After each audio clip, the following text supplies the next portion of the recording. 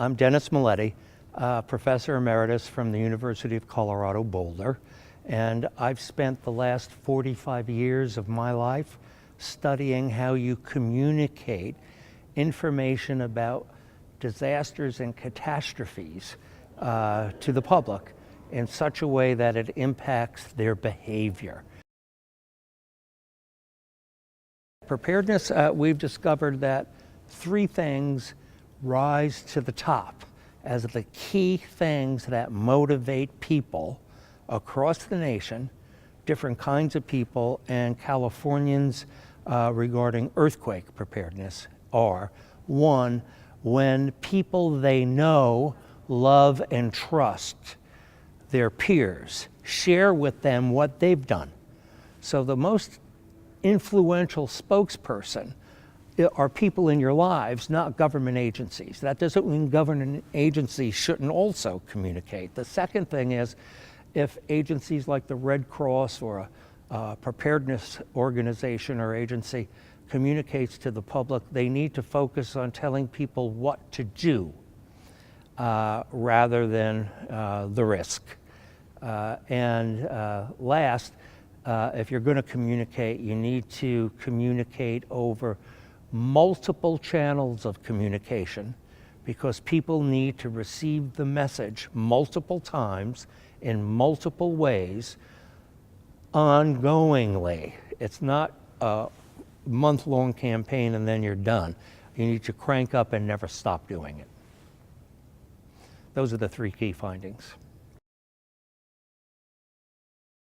We had a great deal of funding from science and technology inside of DHS to study this topic. And we studied the entire population of the United States using sampling techniques, of course, as well as statistically representative samples of every racial and ethnic minority group in the country. Each of these is a separate study. And then also focused in on major cities, New York, Washington, D.C., and Los Angeles. So we did that study 9 or 10 times. And we did the statistical analyses 9 or 10 times. And we came to the same conclusions 9 or 10 times for all the different groups I just talked about. And the degree to which the findings replicated themselves was astounding. I've never encountered that in my entire career, but that's not all.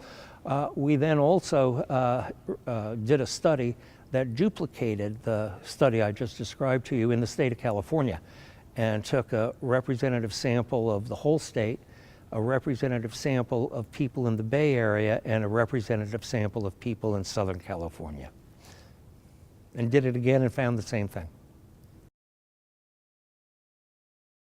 Well, people need to do a multitude of things, and it's clearly available in California for us. They're called the 7 Steps to Earthquake Safety, and you need look no further than your laptop. All you have to do is search on the Alliance in Southern California. I'm sure there's some other group that has it up here, but just search on the 7 Steps to Earthquake Safety. And there's also new brochures out for people in California that describe these things. The one we have in Southern California is probably very close to the one you have in Northern California. And so I'd recommend that people get that document. What I would recommend is something provocative for those that reach out to the public to motivate preparedness activities. And that is, reach out to people who have already prepared. And that's not a typical thing that people do. They continually try to reach people who haven't, and encourage them to open up their mouths and show their next door neighbors what they've done. And I think we'll accomplish a great deal if we attack the problem from that point of view as well. We live in California, and everyone in the state knows that earthquakes happen here. And almost everyone you can talk to knows they should prepare. Some have, some haven't, and almost everybody, if not all of them, think there's more that they can do. So how we could benefit as a state is we could reduce the number of deaths in our earthquakes, because almost all of them are avoidable. We could reduce the number of injuries in our earthquakes, because almost all of them are avoidable. The epidemiological research that's gone on in the state shows that those problems, death and injury, result from the inactions that people take to get their home ready to go through an earthquake. And when you think about it, it's really something that we live here and don't take those steps. It's like going sailing on a sailboat and keeping dishes on a flat table, expecting them not to slide off when the waves hit. What surprised me is you need to connect the dots for human beings. It's not enough to talk about the risk. It's not enough to talk about what it is they need to do. You need to take them by the hand and say, here's the hazard. Here are the consequences of the hazard. Here are the things you need to do to reduce the consequences, and have them understand that their future is in their own hands. And that people don't connect the dots on their own surprised me, but that was a few years ago. Well, I live in Palm Springs, actually Rancho Mirage, California, and I'm on my city's Emergency Preparedness Commission. And I give about a dozen talks a year, and every year we have an earthquake preparedness forum and invite the whole town and the rest of our valley in to participate in that. And I have a great city who has many resources, and I told them the key finding in getting people prepared for earthquakes is when their peers share with them what they've done. And so they got somebody to tape people in their homes all around my city, affluent people, middle income people, and people of lesser means, to go on camera and share what they've done to prepare. And we also have our own television station, and we show those films every day, ongoingly, every day. And that's what we do there. And there's about 9 of us on the commission, and we go out and give talks, and we never stop giving talks. And we're doing everything in our power.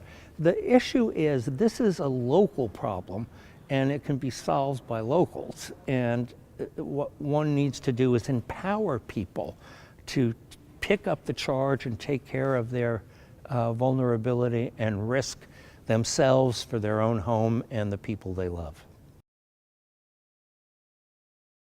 I hadn't done anything to prepare. I was at a meeting. Lucy Jones was there, a seismologist, and I told her I hadn't done anything to prepare in front of everybody, and she looked at me and said, "How long have you lived in California, Dennis?" So I took it on with a vengeance, and I personalized my earthquake preparedness. It's not alien to how I live my life. So I have things to eat for 7 to 10 days in my house, because in my town we'll be isolated for 7 to 10 days. No one will get in to help us for that period of time. And so I have the 7 to 10 days worth of food. It's the normal food I eat. So it's not disruptive to go and buy special earthquake food. I have bottled water delivered. And I have 10 5-gallon bottles of water. So whenever the earthquake happens, I have plenty of water to keep, wash with, drink, etc. Without thinking. I have tents. I have a large tent I can stand up in, and a card table I can play cards in. I have a portable air conditioner that holds 4 gallons of water. I have an ice maker that makes a tray of ice in 7 minutes. Where am I going to get electricity? I bought the largest solar-powered generator they make. And it's plugged in all the time, so it's always fully charged. And when I'm using it, I put out the solar panels or wood. And I have umbrellas next to my Chase lounges so that I can roll the Chase lounges into my tent and sleep. The umbrellas are going to be covering the tent because it could be 120 degrees in the desert I live in. I have beach towels I can wet and throw over the windows of the tent, so if there's a breeze and I'm not using the air conditioning, it can cool things off.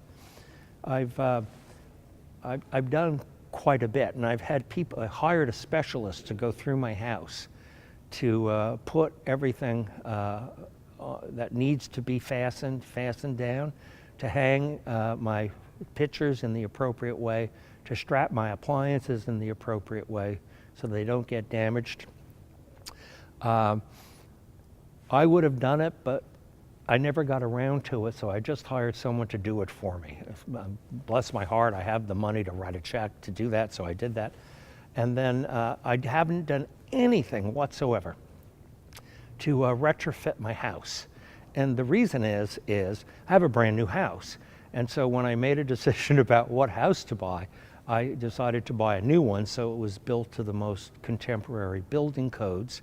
And if I had an older house, I would have had it retrofitted, just to protect my life and my safety and minimize disruption. I give a dozen talks a year to hundreds of people in each talk in homeowners associations. And my talks have three parts to them. The first part is it's people are walking, the audience is walking in the room.